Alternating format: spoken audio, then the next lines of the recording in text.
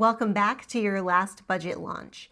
In this video, we're going to be talking about what to do in your zero debt budget spreadsheet when you set a target for a bill, like let's say utilities, your utility bill, you set a target of $200 and you assigned $200, but then you get the bill and it's say $215 or $190 or something totally different.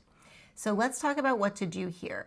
I've had questions from people where they're very concerned about thinking that because they set the target here, but this is not what the bill turned out to be, do they need to go back to the planning page and adjust the target or goal? And the answer is no. You don't have to do anything with that. If this turned out to be like, if the bill was $185.45, then that's what you assign to it because that's what you need to pay.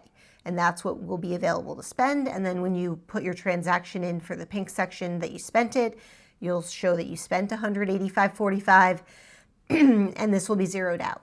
The only thing that you'll be looking at though is this will be lit up in orange, and it'll basically meaning it's underfunded for the month.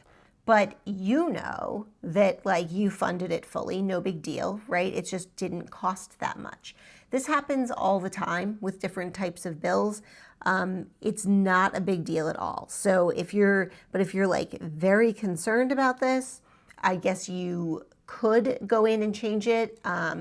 But I would not really mess with your planning page. It's just not worth it, because if you think on average this is what you need to set aside each month so that you know you have the money, then this is a great situation to be in, because it means you now have $14.55 to add to another category as almost a buffer. So I would rather this number be over and need less than the other way around.